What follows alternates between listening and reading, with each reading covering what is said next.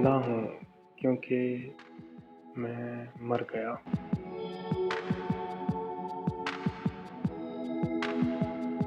میں زندہ ہوں کیونکہ میں مر گیا ہوں۔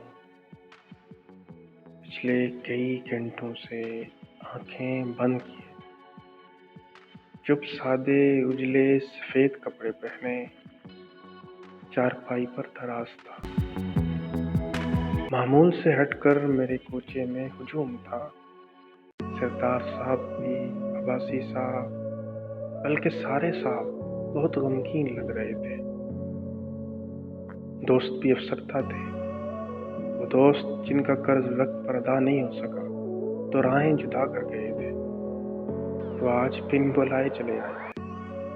میری آخری آرام گاہ کے قرب و جوار میں کتنے ہی وہ آشنا چہرے جنہیں مجنوں دیوانہ لگتا تھا میرے بارے میں خیر کے قصے سنا رہے تھے۔ میرے کارکن، لیڈر، پیشوا، مقلد اور بہت سے اجنبی چہرے بھی موجود تھے۔ مولانا صاحب کی دعائیں اور ہجوم کی آمین کہنے کی صدا عجیب سرشاری تھی۔ مٹی تلے دفن کرنے والے اور چلے جانے والے دوسروں کو بتا رہے تھے کہ بہت شریف، بہت نیک آدمی تھا، یا شاید ایسا بتا کر خود کو تسلی دے رہے تھے۔ یوں ہی سماج کی تڑپ، فکر، نیک خیالات اور دعائیں مجھے تب نصیب ہو رہی تھی جب منو مٹی تلے دفن کیا جا چکا ہوں۔ حیرت تو مجھے اس روز ہوئی جب گاؤں کی ایک تقریب میں لاؤڈ سپیکر پر کلمات سنے کہ میری خدمات پر خراج عقیدت پیش کرنے کے لیے تعزیتی ریفرنس کا انعقاد کیا گیا ہے۔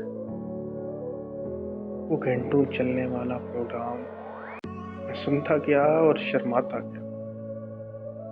میرے خیالات اور سوچ کو گھٹیا قرار دینے والے، میرے کام، میرے کردار پر لعن و طعن کرنے والے، میرے افکار پر فتویٰ جاری کرنے والے، میری سیاسی وابستگیوں کا تماشا بنانے والے، میری صفوں میں مجھے پاگل کہنے والے، سارے ہی میرے گن گا رہے تھے۔ برتائے حیرت میں مبتلا ہوں، سوچتا ہوں مجھے زندگی میں، میرے مشن میں، میرے مقصد میں 4 ہم سفر ہی مل جاتے۔ کاش یہ لمبی لمبی تقریروں کے بجائے مجھے زندگی میں خود کی کوششوں اور محنتوں پہ 4 حوصلہ افزا جملے سننے کو مل جاتے۔ کاش لاؤڈ سپیکر پر میری خدمت کا اعتراف میرے مرنے کے بعد کرنے کے بجائے مجھے زندگی میں سراہا جاتا۔ کاش آج مجھے مشعل راہ قرار دینے والے میری مساوتوں میں میسر ہوتے۔ کاش مجھ سے منسوب کیے جانے والے اداروں اور امارات کے اعلانات کی بجائے زندگی میں مجھ سے محبتیں منسوب کی جاتی۔ دیر بہت ہو چکی تھی، منتظمین کو مبارکباد ملی، خوب چرچا ہوا۔ ہاں، خوب چرچا، کیونکہ میں مر گیا ہوں۔